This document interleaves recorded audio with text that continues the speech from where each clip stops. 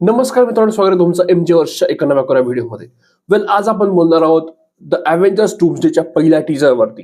हा जो पूर्ण टीजर आहे हा 4 सेक्शन मध्ये वाटलेला. जे पहिलं सेक्शन आहे ते जस्ट आता 1 तासापूर्वी रिलीज झालेलं आहे मार्वेल एंटरटेनमेंटच्या युट्यूब चॅनलवर. तर या टीजरची सुरुवात होते कॅप्टन अमेरिका, आपल्याला एकदम असा ड्रोन शॉट दिसतो. कॅप्टन अमेरिका जे त्याचं जुनं घर असतं पेगी कार्टरच्या घरी जेव्हा थांबलेला असतो, सो तिथं येतो रॅमच्या बाईकवर. त्याच्या बुलेटवाला स्वॅग दिसून येतो आपल्याला प्रॉपर, आणि तो घरात जातो.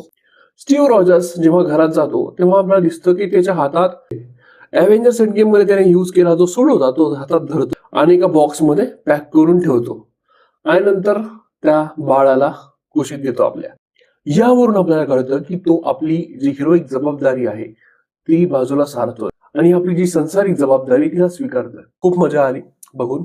आणि नंतर लिहून येतं की Steve Rogers will return in Avengers doomsday.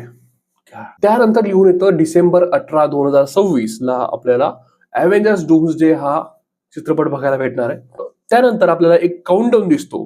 11 महिने 24 दिवस 14 तास 59 मिनिटे आणि 58 सेकंद. खरं सांगायला गेलं तर हे सगळे ट्रेलर्स लीक झाले होते.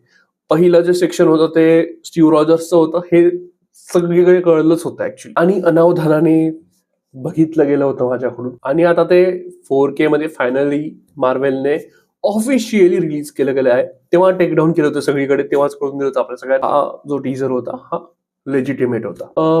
मला सोर्सेस कडून कळलंय की ही जी पूर्ण 4 टीजर असणार आहे इट्स अबाउट फादरहुड. पहिलं जो टीजर होता स्टीव्ह रॉजर्सचा होता. सेकंड टीजर असणार आहे थॉर. तो एक्साइटेड आहे मी पुढे बघण्यासाठी.